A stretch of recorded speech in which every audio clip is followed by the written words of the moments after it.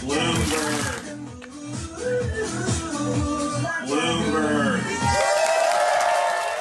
Oh, who would have thought that presidential campaign didn't do well at all? And now the majority of people are stuck with this creature, creepy goblin, that can't follow simple instructions of not touching people awkwardly. But it's okay. We have the coronavirus, which we're going to be talking about in this video. As of course, cases are spiking. Some people are already calling it a worldwide pandemic as the U.S. military is preparing for a medical martial law. But don't worry, you got nothing to worry about. We have a presidential election at hand where people want you to gather in close quarters together to rally behind giving up your sovereignty and human rights to some frickin' scumbag. So yeah, as that happens, we're going to be reporting on those kind of situations very honestly, and we could predominantly do that because of your support, and only because of your support on wearechange.org/donate are we still able to be here. Because those scumbags in power pay off special interests that are, of course, connected to the military-industrial complex, which is connected to Alphabet, which is connected to Google, which is connected to YouTube that you're watching this video on, that they're like, pretty much like, that free speech.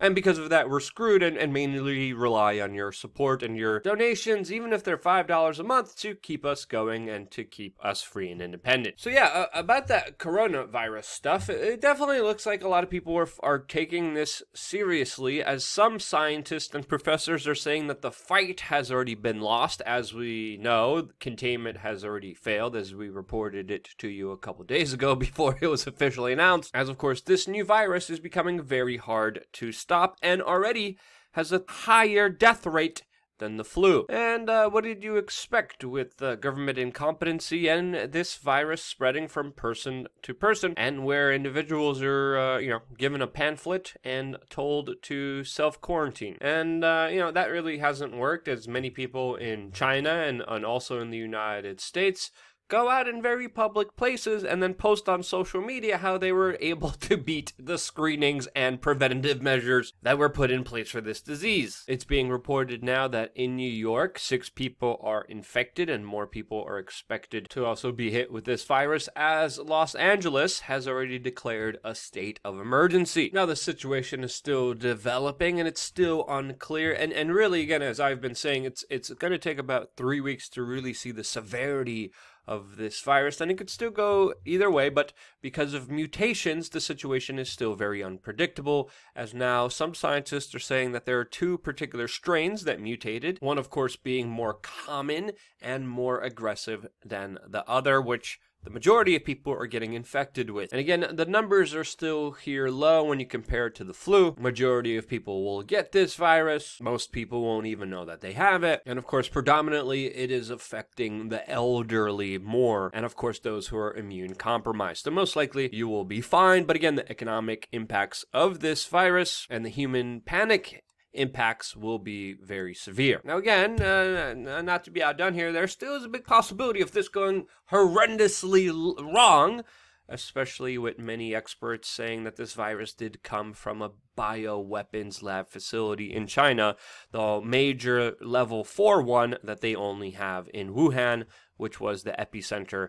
of the start of all of this. As the mortality rate of this virus has been officially increased by the World Health Organization to 3.4% mortality rate of the people who get this virus. When you compare that to the flu, which is less than 1% of those infected, you have something brand new that is panicking a lot of people. But again, just looking at the way that things are unfolding, following this case very closely from the very beginning, it definitely looks like the human effect will be more severe than the effects of this virus. And that, of course, all depends if people panic. And the best way not to panic is to be prepared and to be smart and to take care of your immune system. And again, just do the basic frickin' things that will help prevent the spread of this disease and many other diseases before it. And even this new mortality rate has to be considered with the fact that many people aren't being tested for it. The testing is still not fully there for everyone.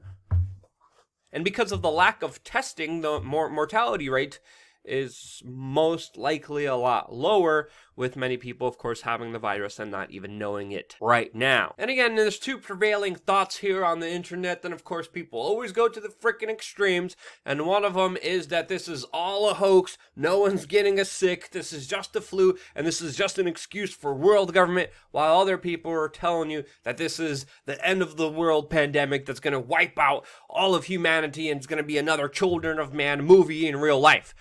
In reality, don't go to either of those extremes. None of them have been proven. Don't be a victim of fake news. Inform yourself, and definitely keep an eye out for all the latest breaking news that's happening around this virus. We, of course, will be covering it very, very closely here on this independent media organization. And now let's talk about the other disease plaguing humanity, and that is people believing in the political system. As the latest World Wrestling Entertainment news came in last night, as the neoliberal corporate puppet Joe Biden won very heavily over all the other Democratic contenders in the 2020 Democratic selection. And right now, it looks like we have a runoff between good old Joe and socialist Bernie Sanders. And in reality, it really feels like it's 2016 all over again, as the DNC picked another establishment centrist that again just says anything to get into any position of power. Now, this news, of course, even created what people are calling a bounce back in the market, as many people sighed relief that the establishment puppet got ahead of Bernie Sanders. And that's the narrative that they're trying to push here. A lot of this is artificial nonsense, but I'll be honest, this victory did surprise me, even though the establishment was pulling all the stops here, because, Joe Biden, especially in places like he won in Massachusetts, was previously polling at just 9%, but ended up winning that state with 33% of the vote. Bernie Sanders in 2016 did incredibly well in Oklahoma, but this year Biden somehow overturned all the previous Bernie support and won decisively. And also, Biden won many states where he barely ran any advertisements in or even had an office in. He never even tried to run in many of the states that he won. And again, in the polls, he was being obliterated, but won by over 30 points in some states. But again, $0, 0 ads, very little offices in states like Massachusetts, Virginia, Maine, and Minnesota, where he came on top. While, of course, eugenicist and good pal of Jeffrey Epstein,